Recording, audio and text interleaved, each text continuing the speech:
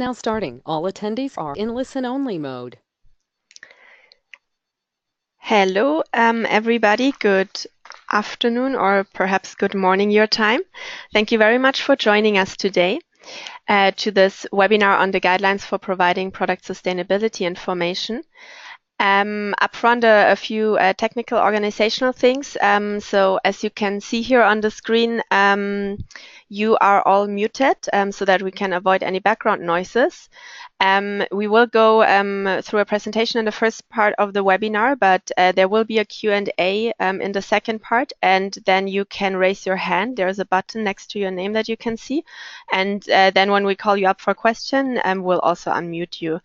At the same time, you'll also see that there's a box for questions. So if you already have any questions throughout, you can just write them down and then we'll read them out in the Q&A section and answer them then. If you have any technical problems, also you can write to us in the questions or the chat box, or you can also email this address that you can see on the screen here.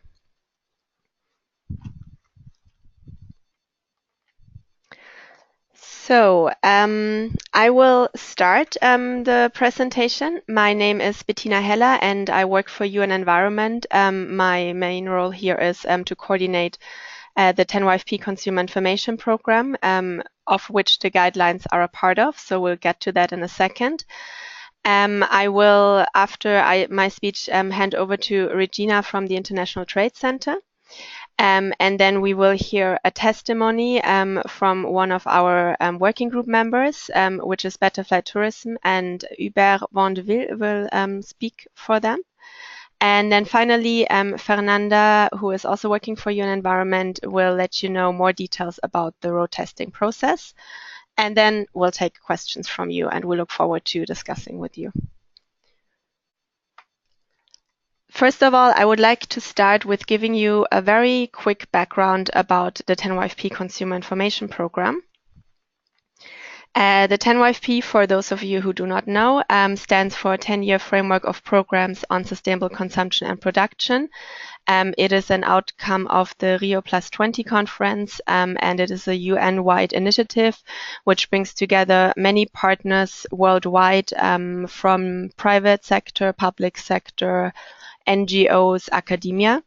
The objective is really to work together for a bigger impact on the ground and to scale up those solutions that are already working well and to get partners to talk to each other and learn from each other.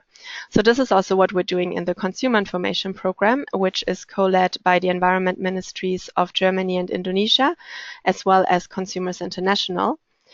And the objective of this program is to really support the provision of quality information on goods and services.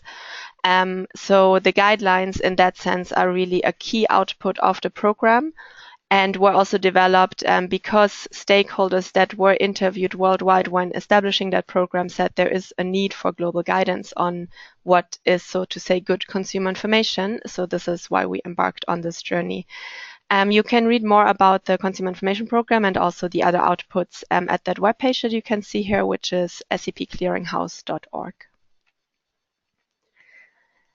About the guidelines.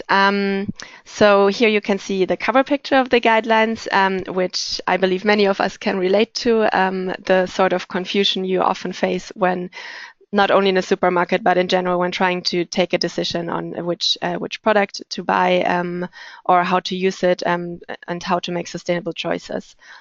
So the guidelines are really targeting this. The objectives are twofold. First of all, to set a common ground of minimum requirements to remove the potential for greenwashing. So really, what is the minimum that we have to fulfill when making claims? At the other side, we also wanted to actively encourage organizations to improve over time and to take leadership, because in the end, it is all part of a journey. So probably we can always improve, but we have to start somewhere, of course. We also hope that the guidelines can offer a tool to address the Sustainable Development Goal 12, which is the one on sustainable consumption and production. and specifically target 12.8, which reads that by 2030, ensure that people everywhere have the relevant information and awareness for sustainable development and lifestyles in harmony with nature. So the guidelines were developed over the last 2.5 years, but we didn't do that alone. It was a working group under the Consumer Information Program that is led by UN Environment and the International Trade Center. We also had 2 partners that helped draft the guidelines, which are 100% Erneuerbar Stiftung and Thema 1. And as you can see here, we had a lot of members in the working group, still have, that have really been crucial in this process, that have basically discussed the content of the guidelines, and their expertise really fed into this document. We also tried to build up on what they are already doing and in general what initiatives already exist out there, because we did not want to reinvent the wheel. We really wanted to just bring together those efforts and develop something on an international level. So the guidelines were launched a month ago during the World Resource Forum in Geneva. And we are now giving this webinar, as you all know, because we're launching a road testing exercise. What is the target audience of the guidelines? There are different target audiences. So first of all, private sector and marketing advertising professionals. So the ones that really make the information, that really make claims in order to help them develop their claims, their product sustainability information. The other target audience are labeling and voluntary sustainability standard schemes and governments, who are the ones that could compare or adapt product sustainability information schemes and policies to the guidelines. And finally, NGOs, market surveillance authorities, trade unions, and the like, who are more the ones, we could say watchdogs or whistleblowers that check the quality of product sustainability information and could use the guidelines to do that. We'll also go a bit more into detail on the target audience and how the different roles in the road testing look like later. I want to give you a quick overview of the content of the guidelines, which is also what will be applied in the road testing. So we have 2 sets of principles. We have 5 fundamental principles and 5 aspirational principles. The reason for that is, again, this twofold objective that we said we want to set minimum requirements, but at the same time, we also want to aspire leadership and go further than minimum requirements. So I will first walk you through the fundamental principles, which are the minimum requirements. So the guidelines say users must follow those principles when providing product sustainability information. The first of the principles is reliability. This principle asks for the information that is provided to be based on a scientific basis. So it does not mean that it necessarily has to be certified or labeled, but the guidelines do recognize third-party verification as the most reliable option, but amongst a variety of different options. For instance, and I don't know, maybe some of you already had a look at the guidelines, but throughout you also have a set of examples, do's and don'ts. The don'ts are, of course, fake examples. But for instance, in this example here, we can see that once a t-shirt is certified with the recognized standard, that also builds up on an accepted methodology. And if we look at the other hypothetical self-claim, it would only, let's say, pass the scrutiny of the principle if it has independent assurance to make it reliable.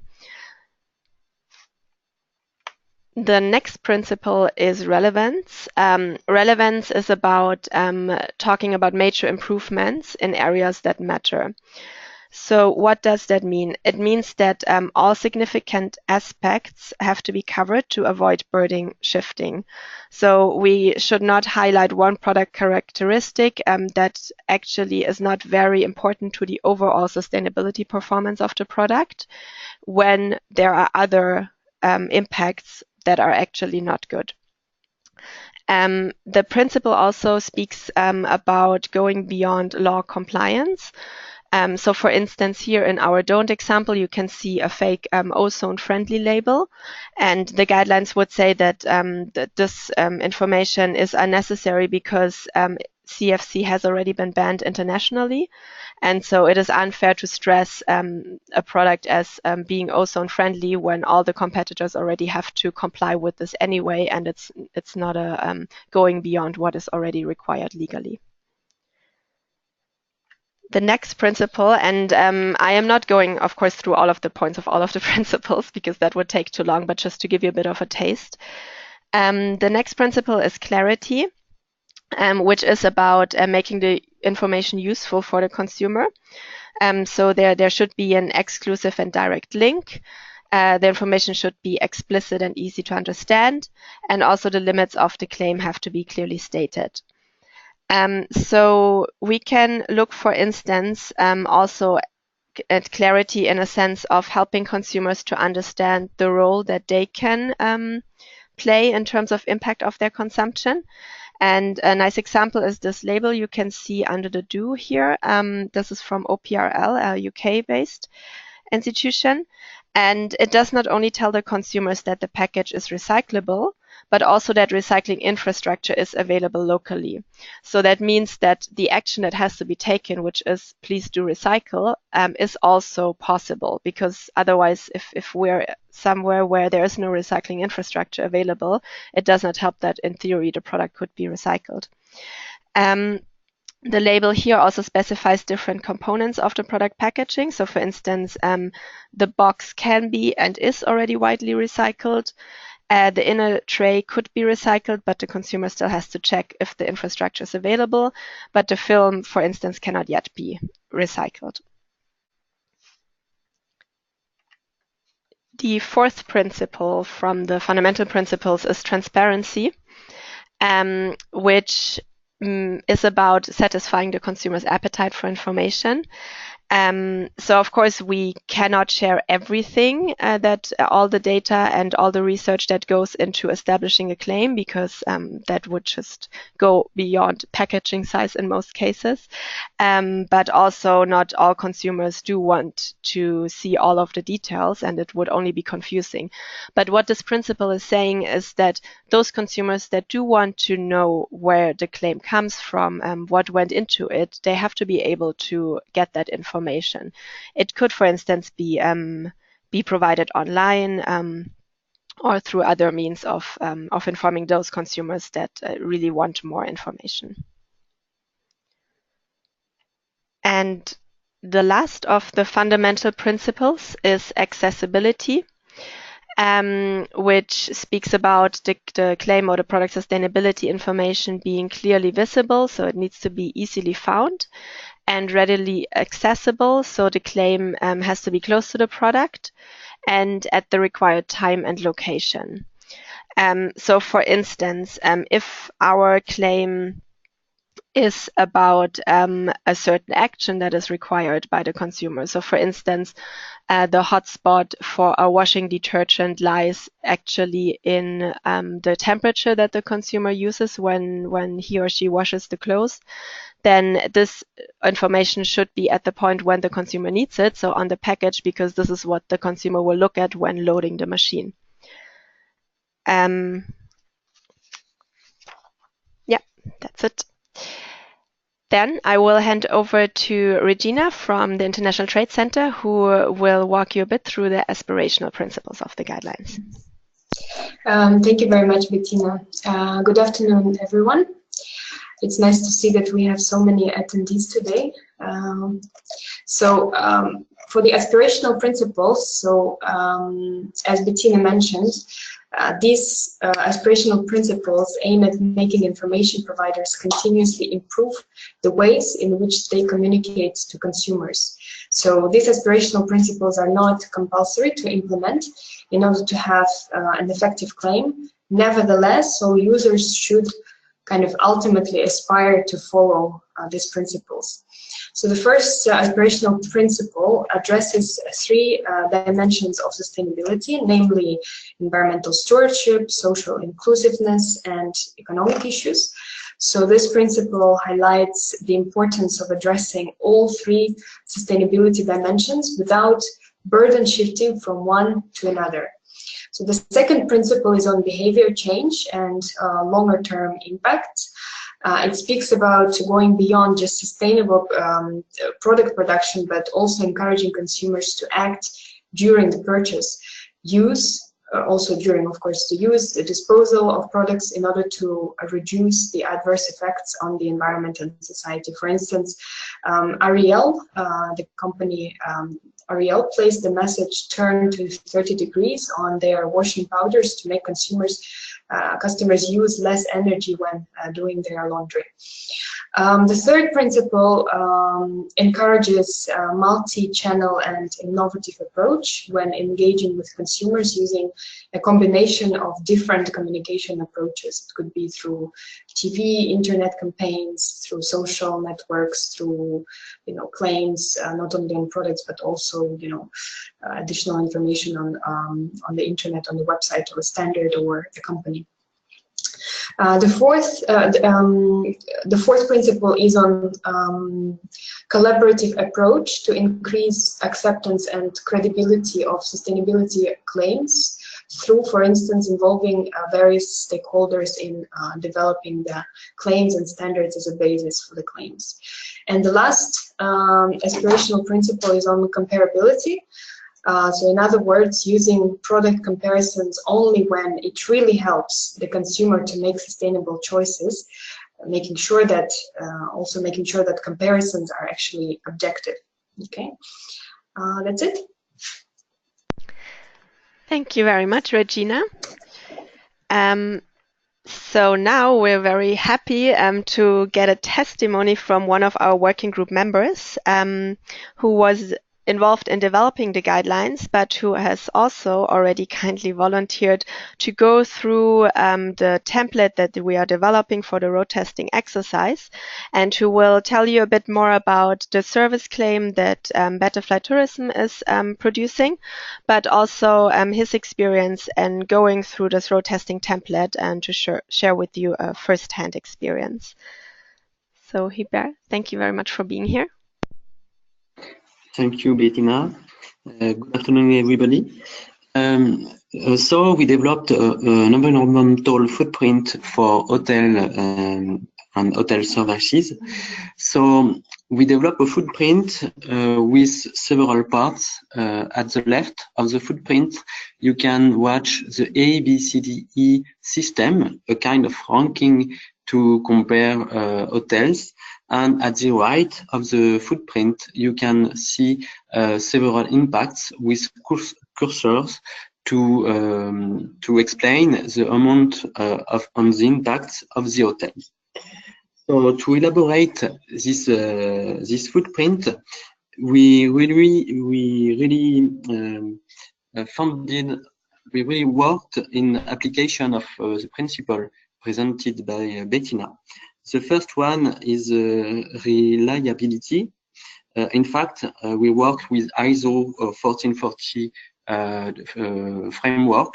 That means that to assess the impacts of the hotel, we define a functional unit like the guest night there, and we wanted to assess the impacts included all the components of the hotels. That means that we not only measure the energy consumption of the hotels, but also all the components needed to deliver the functional unit, like the breakfast alimentary goods, or the amenities, or the towels management. So we also choose to assess the impacts in whole life cycle. That means that, for example, with the towel as impacts, we include the fabrication of the towels, the cotton production, and so we are really multi-steps based. The third life cycle think is about the multi-criteria communication. It is really important not to focus only on one impact, for example, carbon assessment, but on the whole, the real issue, environmental issue of the hotels. There, we selected 4 issues: climate impacts, greenhouse gases emission, the water consumption, but in life cycle, not only in the hotel, the non-renewable consumption, and the percentage of organic and eco-certified products. So it's really important to have several indicators to measure the impact. The last principle is to have robust and scientific basis assessment, and to assess, for example, climate impacts. We use scientific databases to convert, for example, one kilowatt hour of energy in CO2. So it's the first, for me, the first principle is to have scientific based elaboration methodology. And then about the relevance, the indicators has been chosen from studies, from a study benchmark. That means that these indicators were really chosen by studying, for example, European Eco-Label framework or life cycle assessment on hotels. And we make a selection with a lot of stakeholders, because we elaborate this methodology in 17 meetings in working group with Hotel Association, Ministry of Environment in France, and specialists, experts to define the methodology. A really important point is the clarity of the message. There you can find many messages. At the left, aggregated notation with ABC system. It's we wanted to deliver a really quick information, and for that we work with a consumer association who really want to keep this system with the ABC rank, because for consumer it's a really quick decision when you have to choose your hotels. So ABC system was good for the consumers. But also we wanted to deliver more information about the real impacts, the physical impacts. That's why at the right you can see the amount of CO2, the amount of liters, the amount of resources consumed on the percentage of organic products. That means that we have absolute value, but also a relative value, because we compare the impacts of the hotel with a reference. And the reference was an aggregation, a median reference of the country. There it is the France country.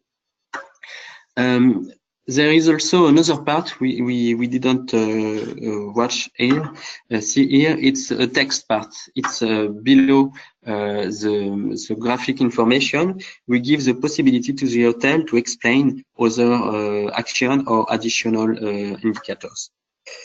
About the principle of transparency, the methodology is a public methodology, so everybody can find the methodology on the internet and download the methodology, the databases, and the methodology was elaborated with a third part review, a critical review, with a pool of experts who give their review about the methodology.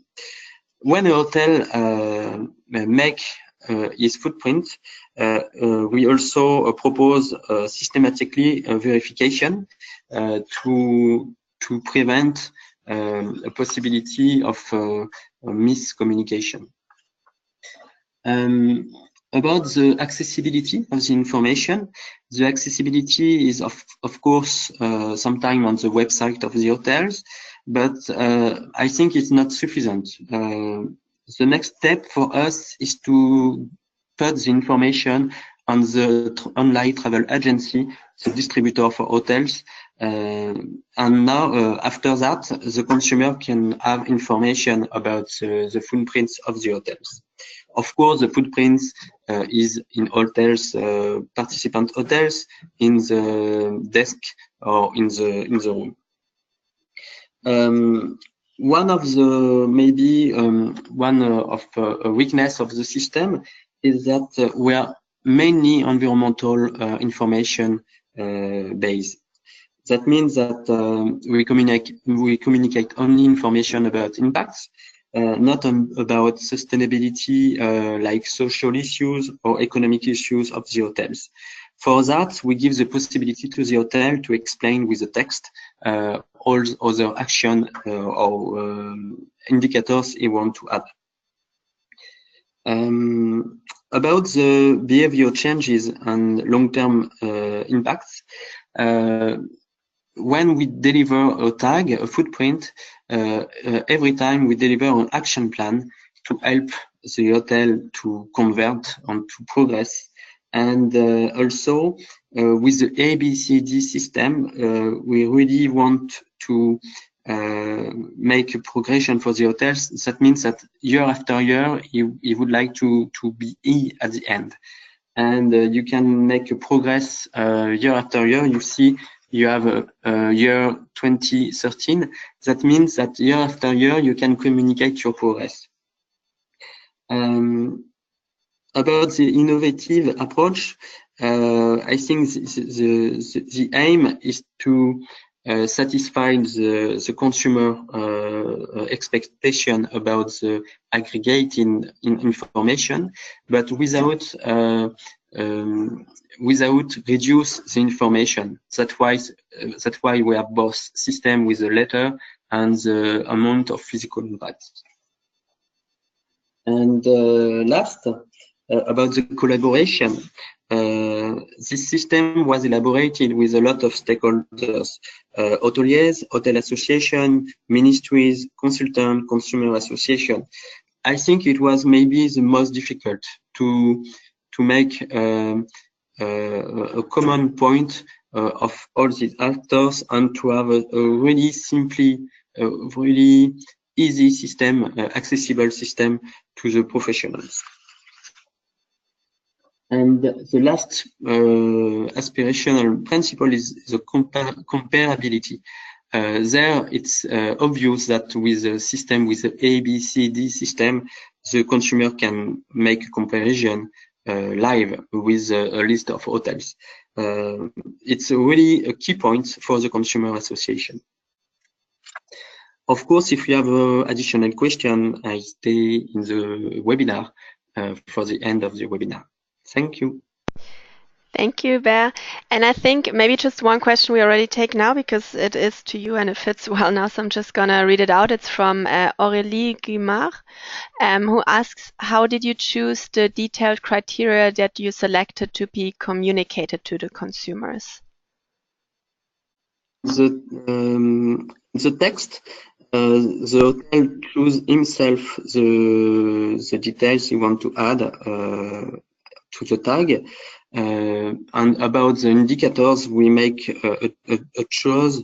We make the choice with a peer review and with a study of several studies. Great, thanks, Hubert. And we'll now move on to the road testing part to let you know a bit more about the process. But Hubert, as he said, he stays on the call for any questions, either about their environmental footprint or also if you have any questions about his experience with being part of the working group that developed the guidelines and with applying the footprint to the principles, then he's also available. So I'll hand over to Fernanda now. Thank you very much, Bettina and Hubert. So hello to you all. My name is Fernanda, and I'm working with the UN Environment team in the Guidelines Road Testing exercise. And it's a pleasure to be talking to you today. So I'm going to present the road testing process, the objectives of the exercise, the benefits for the road testers, our target audience, what this exercise means in terms of commitments for you. And finally, I'll be here to answer any questions you might have about the process. But before starting to present all this information, I would like to clarify what it is that we focus on in the road testing exercise. I mean, what do we mean by claims here? Bettina, can you please just go? Yeah, thank you very much. So claims are basically all kinds of communication tools of product sustainability information. And the definition is that claims are a range of tools that seek to guide consumers to make more sustainable choices on goods and services. That are our definition of products here. Both goods and services are referring to. And these tools include not only eco labels, but also voluntary standards, product declarations, ratings, marketing claims, footprinting, life cycle assessments, and other ways of communicating with consumers on environmental, socioeconomic, and social issues. We also consider that providers of product sustainability information or claims can use many channels to engage with consumers. For example, information can be provided directly on the package or in posters, online, via social media, TV, or in receipts, for example. And here, it's just important to distinguish between product sustainability, which is what we are interested here, and brand sustainability, and not to transfer brand-related claims to the product. So here in the road testing, it's very important to distinguish between product sustainability and brand sustainability. What do we mean by sustainable products here? This is when the product addresses one or multiple of these dimensions, environmental, economic, and social. So for example, compared to the average, sustainable products could be less harmful to the environment and human health, or for example, have a reduced negative impact on society, or even be beneficial to society. So yeah, the next one, please, Bettina. I hope that's clear now what we mean by claims. And if not, you have the chance to talk about it in some minutes during the Q&A. But I'm now gonna talk about the objectives of the road testing exercise. And they are mainly, first, to ensure the guidelines applicability and usefulness in all regions, and to different sectors and users as well. Also, we would like to encourage the precise communication of sustainability product information to consumers. We also would like to collect good practice case studies and lessons learned between different regions and sectors. And finally, to understand how feasible it is to apply the guidelines. So here we don't aim to receive detailed feedback on the guidelines content, but on its utility mainly. But of course, like, feedback received during the road testing will be considered for future revision of the guidelines, although these are not our main priority here. The next slide, please. Thank you. In terms of the main benefits for the road testers, so first, you have the chance to shape this global initiative to improve consumer information worldwide. Second, we'll join international community of practice, where you can share experiences with confidentiality and non-disclosure, and learn from others in return, of course. And it's important to reinforce here that we will not disclose the information you provide unless you agree to be featured in a case study, and I'll be talking about this in a minute.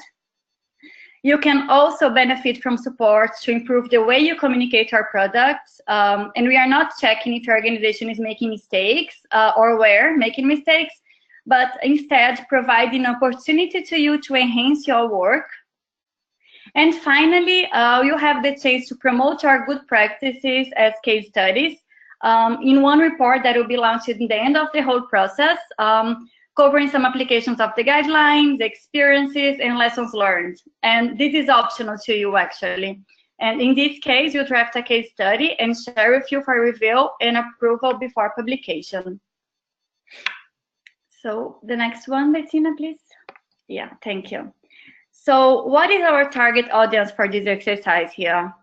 So first of all, we'll test it primarily with the providers of information, which means companies from all different sectors and regions, but also certification bodies that develop product sustainability schemes and therefore could compare the schemes to the guidelines, and also governments and public procurement practitioners that help develop or regulate these schemes. The next one, please. Thank you. What does it mean for the road testers in practice? I mean, in terms of commitments and your steps. So we have here 7 steps. And the first step would be to select one specific product sustainability information, which will be your claim. As we talked about in the beginning of my presentation, it could be a label or voluntary standards, product declarations, ratings, marketing claims, etc. I mean, any other ways of communicating with consumers on product sustainability issues. Then you will send an expression of interest, which is to send a simple email with the name of your organization, your name, where organization is based in, basically some information about the claim you'd like to analyze. You can also send a picture of the claim or a link to a website if it's easier for you. And at this point, I just would like to clarify that it's important for you to send the most detailed information possible about your claim. Otherwise, it might be hard for us to make a selection based on a vague information. And of course, we'll get back to you if we need further information. But if you can already send us more details, this could speed up the process. And here you can see that we have 2 deadlines, but we do encourage you to apply for the first batch, which is the 3rd of November, because for the second one, we have to look even more at selecting according to balanced representation. This is because the group of role testers has limited space. We just have 30 members to be role testers. Then, once we have the final group of role testers, we organize a kickoff webinar in January to connect you with other role testers and also for you to learn about the online questionnaire in detail. I'll be talking about the questionnaire in the next slide. And also between January and February, you will fill the questionnaire assessing your claim against the guidelines principles. I'll talk about you later. And in April, you attend the final webinar to discuss the results and also the lessons learned throughout the process. And of course, in between, throughout this whole process, I'll be always available for bilateral calls and for supporting you at any point of the exercise. And finally, for those of you who will be participating in the publication, we will contact you to the approval of your case study, and so you can make the necessary adjustments if that's the case. The next one, please. Thank you. And just to finish here, we would like to give you some examples of questions of the questionnaire and also some information about the questionnaire. It will be consistent of questions built around the 10 principles of the guidelines that Bettina and Regina went through, and also that Hubert talked about with his example. More specifically, the guiding questions that are available in the guidelines document will be translated into the questionnaire. So we do recommend completing the questionnaire while following the guidelines. And I mean, if anything is unclear in the questionnaire, an explanation should be available in the associated section of the guidelines. And of course, we'll be also available to guide you through the questions if necessary. And the questionnaire will be available online and may be completed by multiple representatives of your organization. And this might be helpful since the questions may cover different aspects of your claim. For example, you might have to also engage people working in the communication area or people who do the stakeholder engagement and etc. And also, we'll provide you with an example of a completed questionnaire for your reference, and this was kindly filled by Hubert. So thank you very much, Hubert, for your work on this. And in terms of time, our estimated completion time is 1 working day. But again, this may vary depending on the extent to which the information is available to you and the extent to which you have to reach other people inside your organization. But you may save and continue to complete it in multiple sessions if you want. So, well, that's all for now. Now we can go to the Q&A, and I'll be more than happy to discuss with you your doubts. Thank you very much. Thank you very much, Fernanda. And while you maybe gather your questions, so you can either type in the questions box or you can raise your hand and then we'll unmute you and call you up. But we actually had another question to Hubert from before. So I'm just opening it. It's from Isabella, and now I can't see your complete last name here. Just a second. From Isabella Gussenbauer, and she asks, how do you weight the different aspects to the rating of your footprint? Thank you, Isabella. There is no duration between each indicator. Each indicator has the same weight. So we built a methodology with points. Each indicators give you between 0 and 100 points. If you are at 0, you have no impacts, and 100, you have double impacts of the reference. And we make the average of the points. And if your points are maybe lowest than 20 points, you are A. If you are between 20 and 14, you are B, etc. We elaborate the A, B, C, D system to reach A for 15% of the hotels. B should be delivered for 20% of the hotels, etc. So each year or each 3 or 5 years, we can change the ABC the ABC borders, but the references can be fixed during many years. Thank you very much, Hubert. I don't see any other hands raised at the moment, but we'll give you another few minutes. If there's no question, all the better. So we hope you're already filling out the email to let us know you're interested.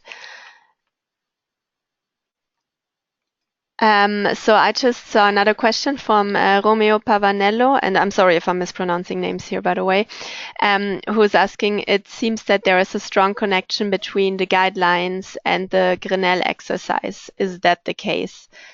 Romeo, in general, yes, and there is a strong connection between the guidelines and a lot of the more national activities. So maybe for those who do not know, the Grinnell exercise is the French exercise around testing different types of labeling and footprinting. We started with, that was around 2 years ago when we started developing the guidelines, we actually did a mapping exercise of all of the national and sectoral documents that already exist. And we reviewed them to also see what kind of principles do they list, what kind of recommendations do they give. So this was our starting point. And then we started to discuss with our working group members in terms of how feasible is it that international guidelines would take the same principles. And because, of course, we have a different focus than a national or sectoral guideline because ours should be applicable all over the world and to companies of all sizes. But there's definitely a link to a lot of the national initiatives that are already ongoing, and they were really helpful for us. And by the way, the Ministry of Environment of France was also participating in the working group.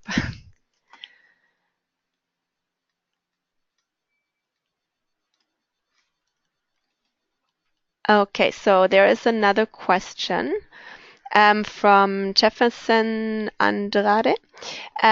This is to you, Fernanda, so I'm just going to read it out. Hi, Fernanda, could you maybe explain a little more how the road testing would be for a standard setting organization, for example, UTZ? We work with a sustainability claim across different agricultural commodities in different countries, covering thousands of products and supply chain actors and many countries. It's quite a big coverage, and because of that, it is not clear to me how this would work. Okay, thank you very much, Jefferson. Well, in this case, you would have to choose one type of sector or one type of issue that you would like to analyze, because the idea is that certification bodies, in your case, could fill in the form and based on one standard that you follow, and you could then compare and adapt, if that's the case, your scheme to the guidelines. But of course, like although you work with all these kind of different sectors and products, you would have to choose one specific standard that you'd like to analyze against the principles of the guidelines. Thanks, Fernanda. Jefferson, I hope that's clear. If not, just raise your hand and we can unmute you, or type in the question box again, please. In the meantime, Javier Arismendi Ruiz is also asking something. Are you going to categorize the volunteers for the road testing, like food, clothing, home appliances, etc.? And I think I can take this one. So yes, the plan is because we want a balance in terms of regions, but also sectors. So for us, it's important to have examples from different sectors, and our working group already also has identified some sectors that would be very important to be covered because there are just many claims in those sectors, and it seems very interesting sectors to look at, for instance, like food or clothing or electronics, but we are by no means limited to that, only that we would like to have a balance. So we don't want to have 80% of claims from food, for instance, and then only 10% from other sectors. And Jefferson, I can see that your hand is up, so I'm gonna unmute you now. You should be able to. Okay. Hi, can you hear me? Yes, we can. Okay. Hello, everyone. Fernanda, thank you for the answer. It made it a bit more clear, but I still want to make sure I understand it before UTS can commit with its participation. So in this case, you mentioned a possible case study. So for us, a standard organization, would this study, this case study, be based on one of our standards, on our code, or would really have to see the application of our standard to a specific country or to a specific farm or group of farmers to see? As I still haven't seen the questionnaire, it's still a bit unclear to me how far in details that we have to go, just to see if we have capacity for that. Okay, yeah, thank you very much, Jefferson.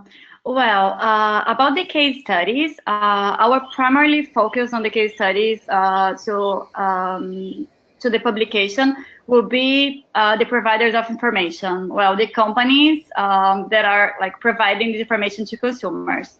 However, it's indeed possible for you as a standard setting organization to be featured in the case study. But yeah, you're completely right. In this case, you have to specify one case, specify one specific standard, one specific region or country or product specifically that would like to analyze against the guidelines.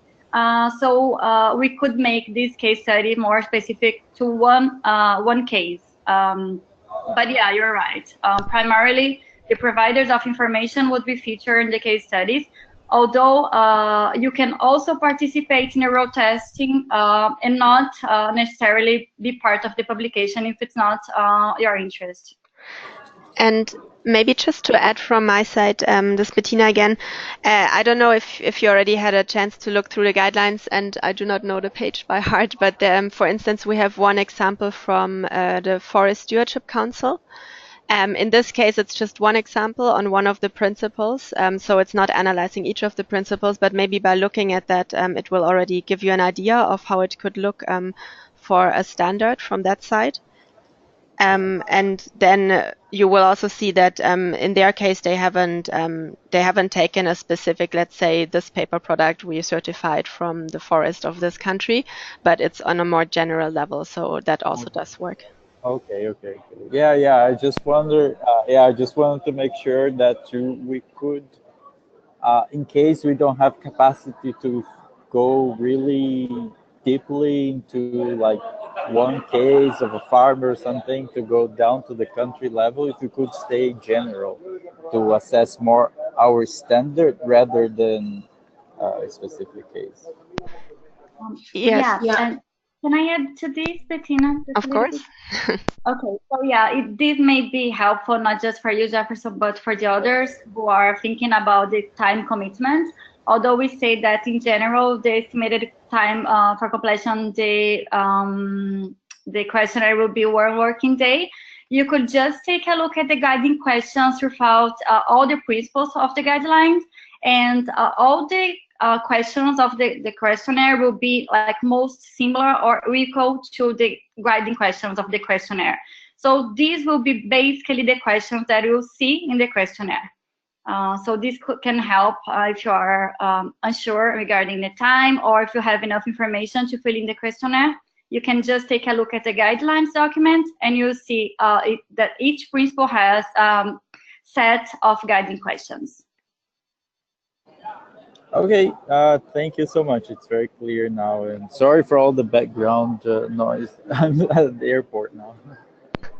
Well, we like your commitment that you connect from the airport. Thank you very much. So, I don't think there are any other questions, but please do raise your hand in case I've missed your question, perhaps.